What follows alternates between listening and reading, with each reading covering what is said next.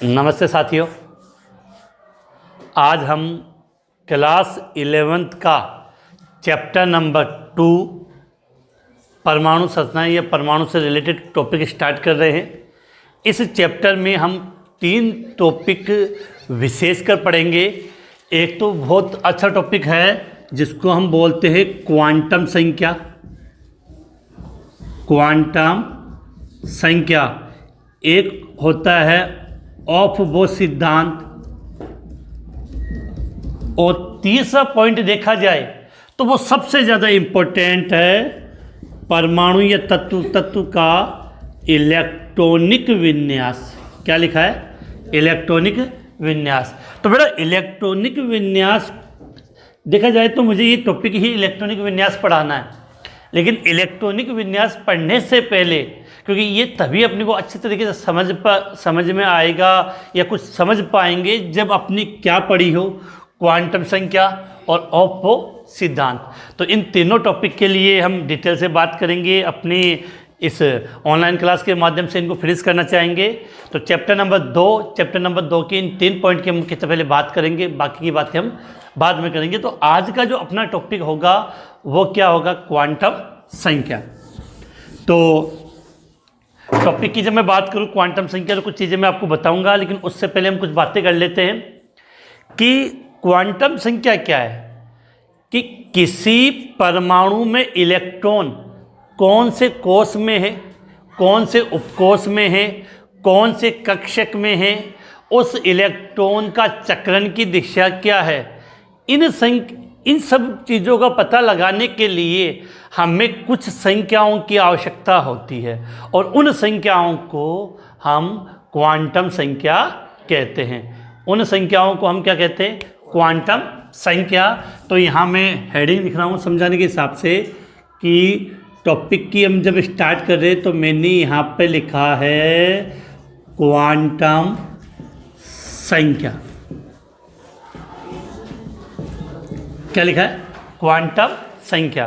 तो फिर से रिपीट कर रहा हूँ कि क्वांटम संख्या किसी परमाणु में इलेक्ट्रॉन की स्थिति, इलेक्ट्रॉन की ऊर्जा, इलेक्ट्रॉन की कोश, उपकोश, उसकी कक्षक और उसके चक्रण का पता लगाने के लिए जिन संख्याओं की आवश्यकता होती है उसे हम क्वांटम संख्या कहते हैं। और सबसे विशेष पॉइंट, क्वांटम संख्या है वो 4 प्रकार की होती है।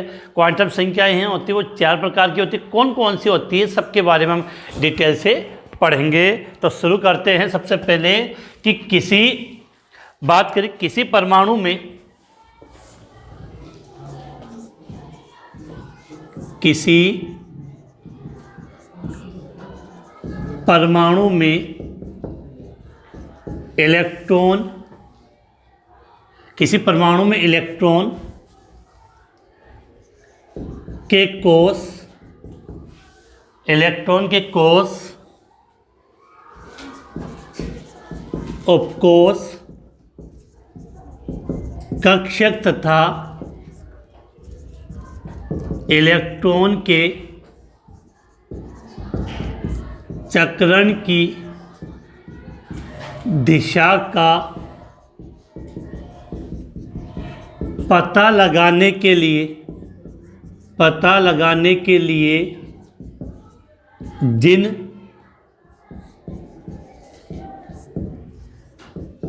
संख्याओं की आवश्यकता होती है, जिन संख्याओं की आवश्यकता होती है उन्हें क्वांटम संख्या कहते हैं।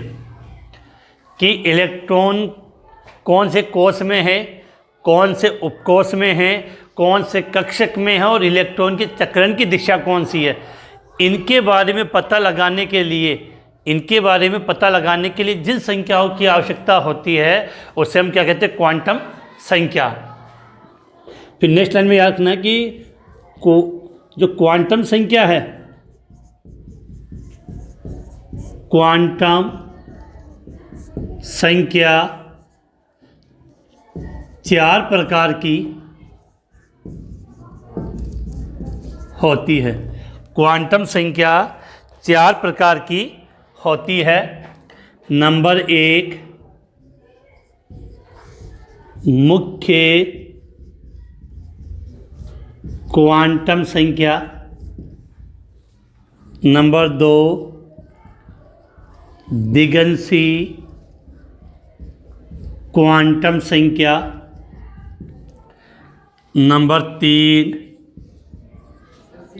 चुंबकीय, नंबर 3 चुंबकीय क्वांटम संख्या और नंबर 4 चक्रण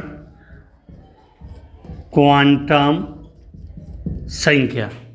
तो अगर हम बात करें, समझना चाहें, तो एक छोटा सा टॉपिक हमने स्टार्ट किया आज की क्लास में, क्वांटम संख्या। तो उसके लिए हम बात कर ली कि सबसे पहले माइंड में याद आनी चाहिए कि टॉपिक क्या है, क्वांटम संख्या।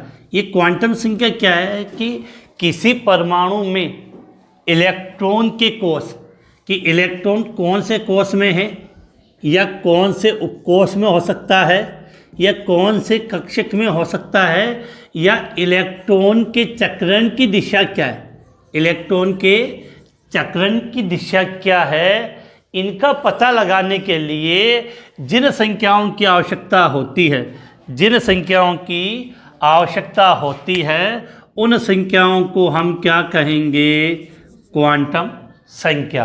और जो क्वांटम संख्या है वो कितने प्रकार की होती है, 4 प्रकार की होती है। नंबर 1 मुख्य क्वांटम संख्या, नंबर 2 दिगंशी क्वांटम संख्या, नंबर 3 चुंबकीय क्वांटम संख्या और नंबर 4 चक्रण क्वांटम संख्या। अब यहाँ से मैं इनको हम एक एक को डिटेल से पढ़ेंगे, फिर भी मैं मोटी मोटी 2-3 बातें आपको यही रटा दूँ जिससे आपकी कोई कन्फ्यूज़न ना हो। कि देखो, मुख्य क्वांटम संख्या होती है उसको हम स्मॉल n से रिप्रेजेंट करेंगे, मुख्य क्वांटम संख्या को स्मॉल n से रिप्रेजेंट करते हैं, दिगंशी क्वांटम संख्या को स्मॉल l से रिप्रेजेंट करेंगे, चुंबकीय क्वांटम संख्या को स्मॉल m से और चक्रण क्वांटम संख्या को स्मॉल s से। तो पहले तो हमें ये पता होना चाहिए कौन सी क्वांटम संख्या को हम किससे रिप्रेजेंट करते हैं। तो मुख्य क्वांटम संख्या को स्मॉल n से, दिगंशी क्वांटम संख्या को स्मॉल l से, चुंबकीय क्वांटम संख्या को स्मॉल m से और चक्रण क्वांटम संख्या को s से। अब एक बात है ना, जो मुख्य क्वांटम संख्या है वो हमें इलेक्ट्रॉन के किसके बारे में जानकारी देगी, कोष के बारे में। दिगंशी क्वांटम संख्या कौन सी, दिगंशी क्वांटम संख्या हमें उस परमाणु में उपकोष के बारे में जानकारी होती है, और चुंबकीय क्वांटम संख्या से हमें किसके बारे में जानकारी होती है, कक्षक के बारे में होती है।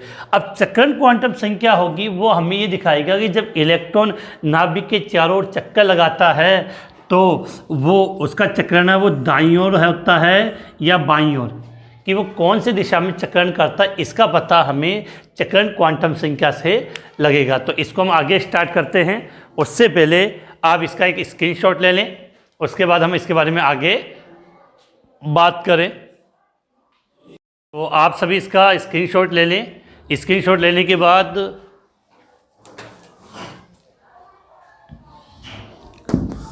अब हम इन चारों क्वांटम संख्याओं के लिए अलग अलग पढ़ेंगे और इनसे छोटे मोटे जो क्वेश्चन बनते हैं हम उनके बारे में हम बात करेंगे। कि देखो, सबसे पहले इसमें जो नंबर 1 पहला पॉइंट अपना आता है उसको मैं यहाँ लिखूँ तो पहली क्वांटम संख्या की हम बात करें तो नंबर 1 पर आएगा आपका मुख्य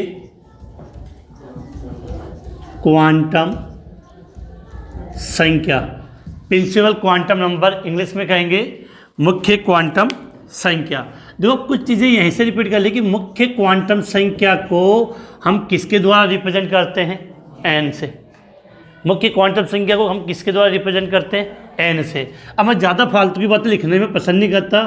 फिर अगले, मुख्य क्वांटम संख्या की खोज या मुख्य क्वांटम संख्या के बारे में सबसे पहले किसने बताया था, बोर ने बताया था। आपने नील्स बोर का परमाणु मॉडल पढ़ा होगा। मुख्य क्वांटम संख्या, तो मुख्य क्वांटम संख्या की खोज किसने की थी, बोर ने की थी। और मुख्य क्वांटम संख्या को हम किससे प्रदर्शित करते हैं? एन से। अब एक बात ध्यान से रखना कि मुख्य क्वांटम संख्या यह है क्वांटम संख्या, मुख्य क्वांटम संख्या या यह क्वांटम संख्या परमाणु में उपस्थित, यह क्वांटम संख्या परमाणु में उपस्थित कोश कक्षा, यह क्वांटम संख्या परमाणु में उपस्थित कोश कक्षा वह इलेक्ट्रॉन की ऊर्जा के बारे में जानकारी देता है। यह क्वांटम संख्या परमाणु में, अब मैंने पहले कहा था कि मुख्य क्वांटम संख्या है वो हमें किसके बारे में बताएगी? कोश के बारे में, सेल्स के बारे में बताती है, ठीक है। और इलेक्ट्रॉन की ऊर्जा के बारे में भी जानकारी देती है। इस क्वांटम संख्या का मान, या ये कह सकते हैं इसका मान 1 से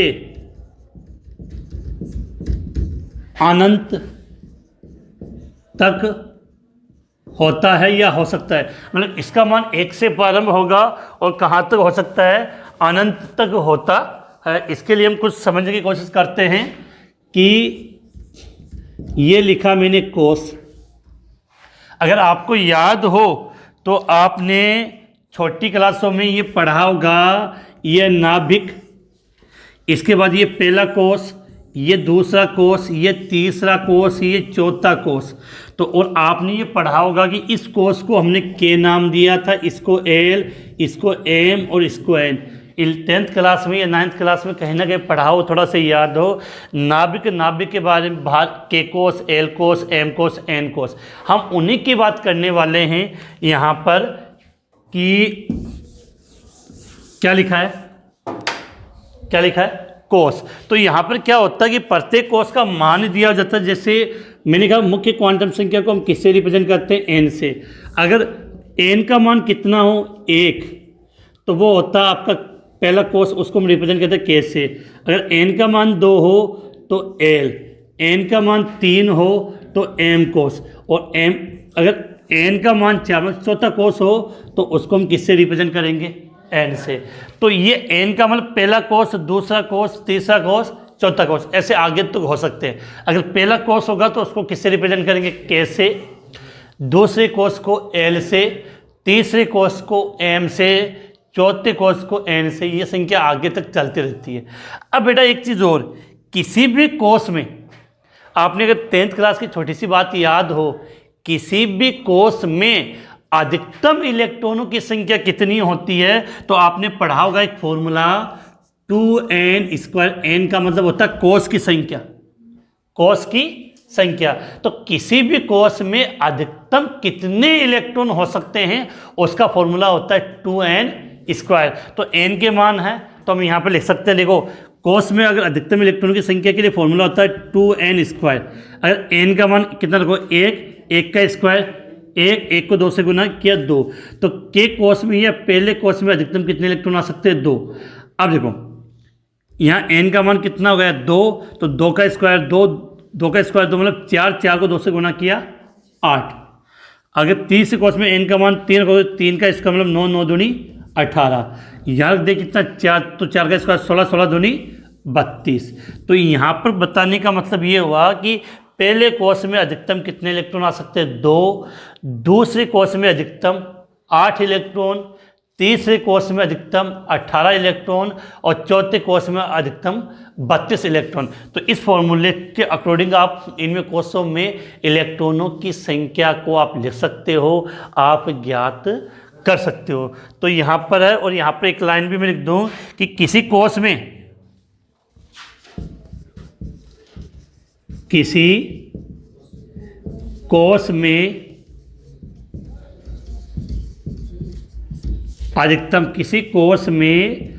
अधिकतम इलेक्ट्रॉन की संख्या, किसी कोश में अधिकतम इलेक्ट्रॉन की संख्या 2n²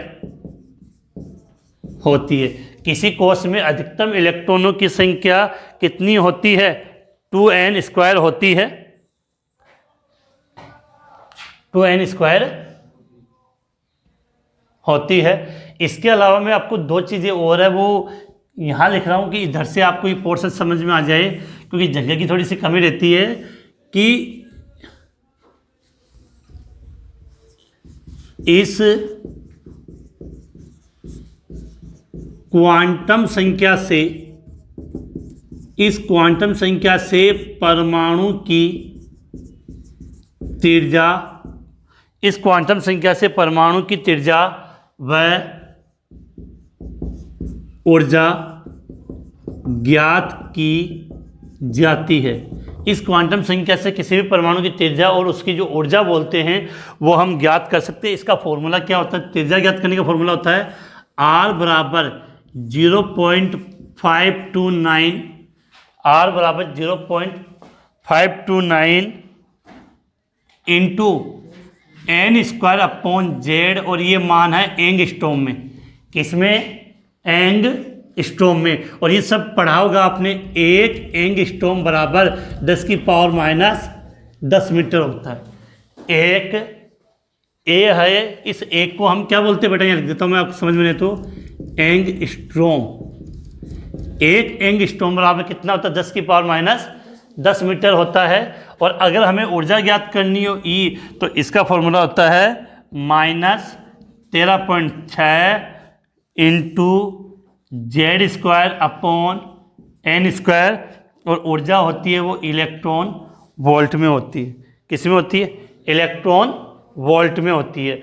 तो इस फॉर्मूले की सहायता से हम परमाणु की त्रिज्या ज्ञात कर सकते हैं, और इस फॉर्मूले की सहायता से उसकी ऊर्जा ज्ञात कर सकते हैं। और ये जो क्वांटम संख्या होती है, मुख्य क्वांटम संख्या को हम चुंबकीय क्षेत्र की अनुपस्थिति में ज्ञात करते हैं। तो चाहे तो यहाँ लिख सकते हैं कि इस क्वांटम संख्या को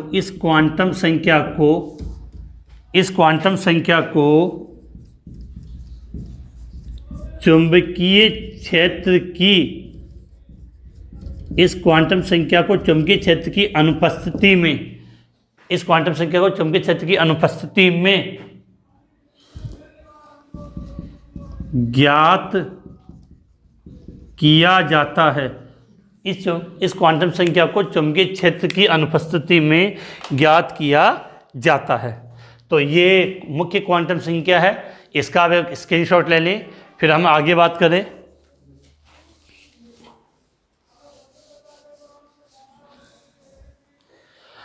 देखो अब आपने स्क्रीनशॉट ले लिया होगा। अब मैं मेन फिर से रिपीट कर दूँ। सबसे पहले आपको याद क्या करना है कि हमने टॉपिक क्या स्टार्ट किया है। सबसे पहले मुख्य क्वांटम संख्या, क्या लिखा? मुख्य क्वांटम संख्या।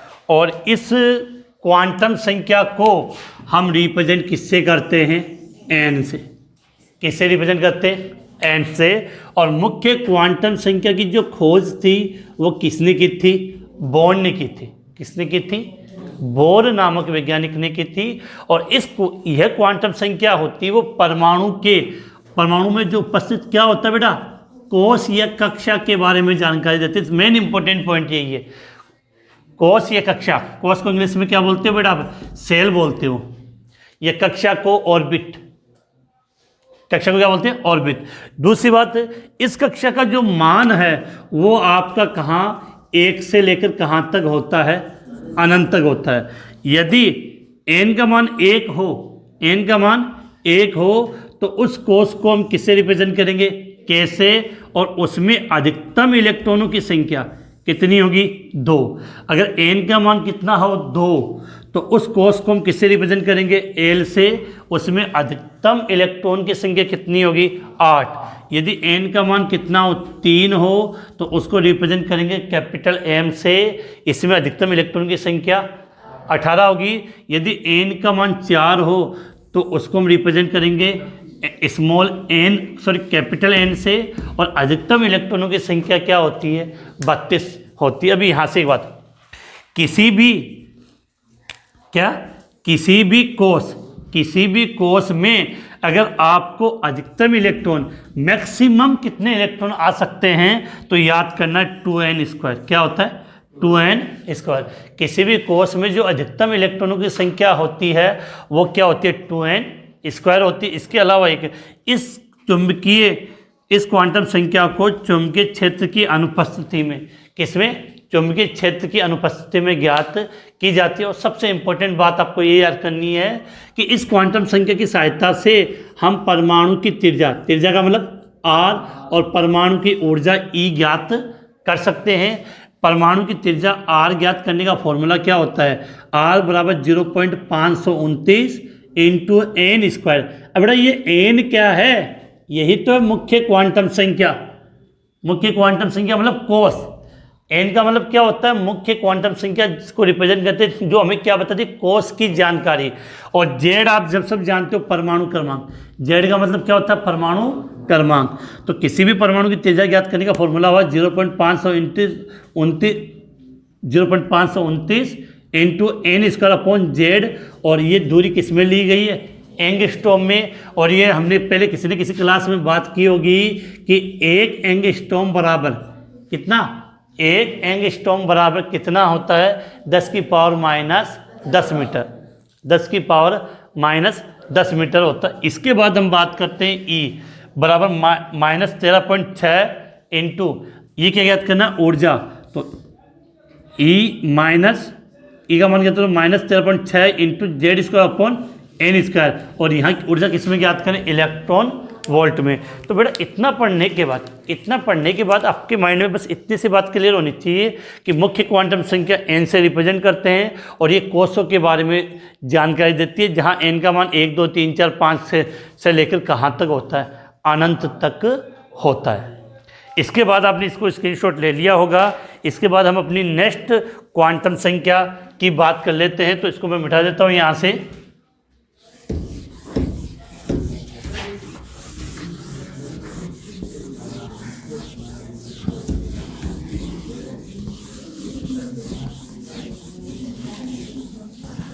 इसके बाद बेटा अगली जो क्वांटम संख्या है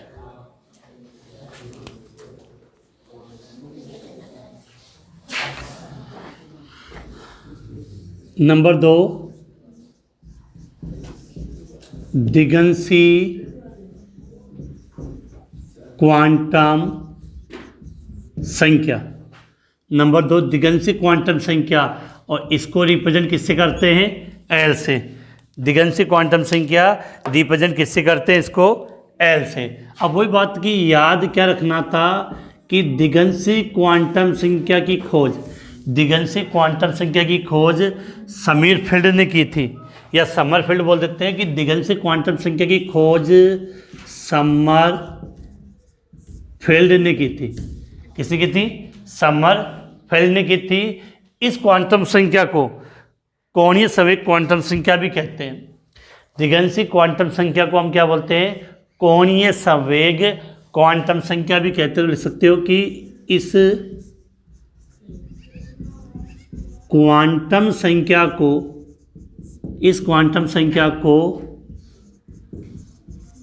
कोणीय संवेग क्वांटम संख्या, इस क्वांटम संख्या को कोणीय संवेग क्वांटम संख्या भी कहते हैं। इस क्वांटम संख्या को कोणीय संवेग क्वांटम संख्या भी कहते हैं। और यदि आपको किसी भी का कोणीय संवेग, कक्षीय कोणीय संवेग ज्ञात करना हो, क्या ज्ञात करना हो? कक्षीय कोणीय संवेग ज्ञात करना। तो इसके लिए एक फॉर्मूला होता है आपका h/√L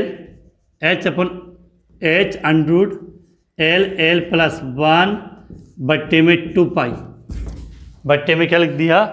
2 पाई। तो ये कक्षीय कोणीय संवेग ज्ञात करने का फॉर्मूला होता है h तो प्लांक स्थिरांक होता ही है, और L क्या आपकी दिगंसी क्वांटम संख्या। तो एक फॉर्मूला होता है, ज़्यादा विशेष बात अपनी इसके बारे में करनी नहीं है कि h/√L L+1 और बट्टे में क्या लिख दिया? 2 पाई। अब हमें यहाँ से एक बात क्लियर होनी चाहिए कि जो दिगंशी क्वांटम संख्या है वो हमें परमाणु के उपकोष के बारे में जानकारी देती है। यह क्वांटम संख्या, यह क्वांटम संख्या परमाणु के, यह क्वांटम संख्या परमाणु के उपकोष के बारे में, या उपकोष की आकृति कैसी, उपकोष कैसे, ये क्वांटम संख्या परमाणु के उपकोष के बारे में जानकारी देती है। यह क्वांटम संख्या परमाणु के उपकोष के बारे में जानकारी देती है।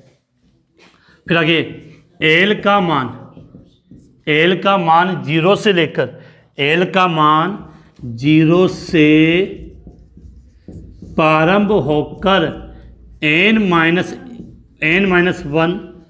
तक होता है। मतलब एल का जो मान है वो 0 से प्रारंभ होगा और कहाँ तक होगा, n से 1 कम, मुख्य क्वांटम संख्या के मान से 1 कम तक होता है। तो एल का मान 0 से प्रारंभ होकर n-1 तक होता है।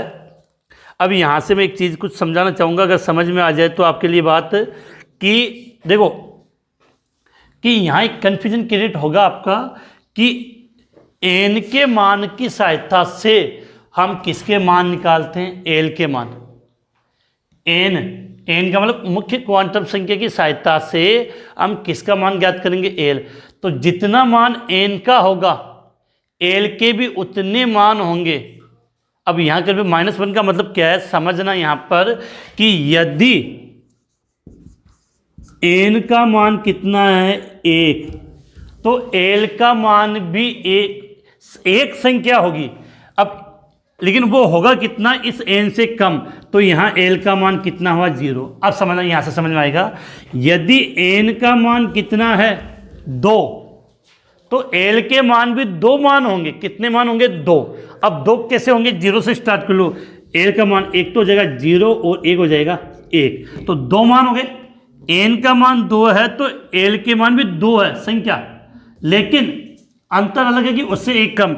यदि n का मान कितना है, 3, तो l का मान होगा 0, 1 और 2, तो 3 मान हो गए अलग अलग। और यदि n का मान कितना है, 4, तो l का मान होगा 0, 1, 2 और 3, 0, 1, 2, 3। तो यहाँ से समझना है कि n का जितना मान होगा l की उतनी संख्याएं अपने को प्राप्त होगी। अगर n बराबर 1 है तो l बराबर 0 होगा केवल, n बराबर 2 है तो l के कितने मान होंगे, 0 और 1। अगर n का मान 3 हो तो l का मान 0, 1, 2। तो मैंने कहा l का मान 0 से प्रारंभ होके, 0 से प्रारंभ होगा n-1, उससे 1 कम तक होगा। तो ये चीज़ें समझ में आ गई होगी आपको। इसके बाद हम बात करते हैं कि l के मानों द्वारा, बड़ा इसको मैं यहाँ रिप्रेजेंट कर रहा हूँ कि जिससे आपको, चलो यहाँ पर रखा कि यह लिखा है, l के मानों द्वारा s, p, d तथा f को प्रदर्शित करते हैं। अब यहाँ से रख लेना, कुछ चीज़ें बता रहा हूँ कि यदि l का मान, किसका मान, l का मान 0 हो तो वहाँ पर वो उपकोष कौन सा होगा, S उपकोष।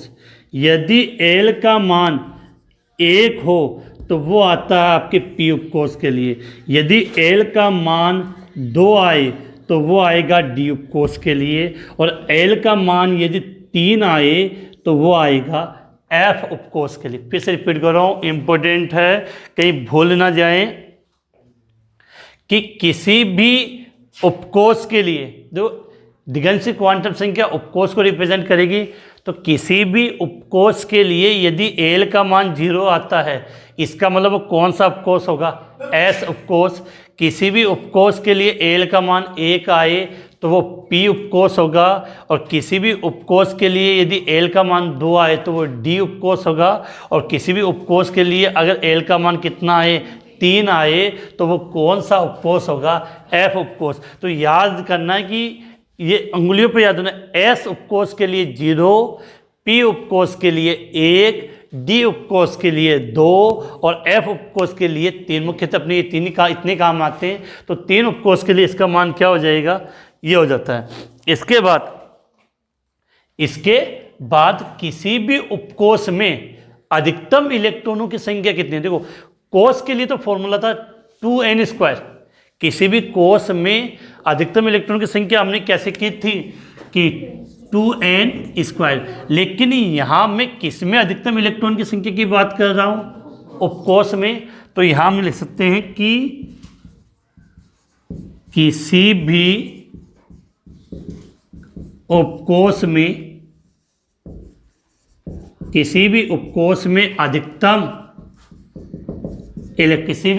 अधिकतम इलेक्ट्रॉन की संख्या 2l। फॉर्मूला होता क्या था, किसी भी उपकोष में अधिकतम इलेक्ट्रॉन की संख्या के जो फॉर्मूले की बात कर रहे हैं, तो किसी भी उपकोष में अधिकतम इलेक्ट्रॉन की संख्या का फॉर्मूला होगा 2l+1 होता है। किसी भी उपकोष में अधिकतम इलेक्ट्रॉन की संख्या का फॉर्मूला क्या होगा, 2l+1 होता है। देखो बेटा, अगर l का मान 0 मतलब 2 को 2, 0 0 में 1 जोड़ा 1 2 2। तो अगर यहाँ पर 2l+1 का फॉर्मूला लगाओगे लिए, तो इसमें आ जाएगा 2, इसमें 6, इसमें 10 और इसमें 14। समझ सकते हो कैसे, जैसे P के लिए L का मान कितना होता है 1, तो 1 रख दो, तो 1 को 2 से गुना करोगे 1 और 1 में 1 जोड़ा 2 और 2 को इससे मल्टीप्लाई कर लो। देखो बेटा क्या करो, P का मान कितना रखना है 1, तो 1 रखेंगे तो 2 2 1 3, 3 को 2 से गुना किया 6। अगर 2 रखोगे तो 2 दूनी 4, 4 में 1 जोड़ा 5, 5 को 2 से गुना करेंगे 10। 3 रखोगे तो 3 दूनी 6 और 1 7, 7 को 2 से गुणा करेंगे 14। तो ध्यान रखना, किसी भी एस उपकोष में अधिकतम कितने इलेक्ट्रॉन आ सकते हैं 2, पी उपकोष में अधिकतम कितने इलेक्ट्रॉन आ सकते हैं 6, डी उपकोष में अधिकतम कितने इलेक्ट्रॉन आ सकते हैं 10 और एफ उपकोष में अधिकतम कितने इलेक्ट्रॉन आ सकते हैं आपके 14। तो ये थी आपकी दिगंशी क्वांटम संख्या।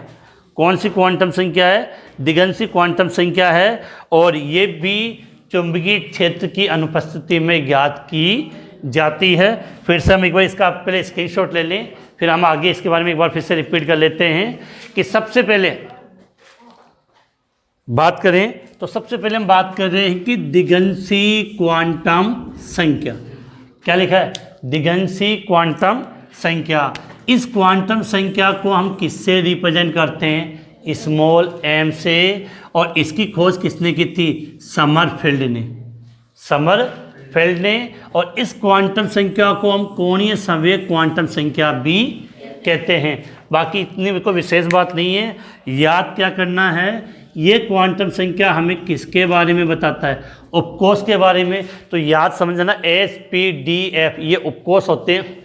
अब आगे इसका मान, सबसे इंपॉर्टेंट मान, इसका मान 0 से प्रारंभ होकर कितना होगा, n से 1 कम होगा।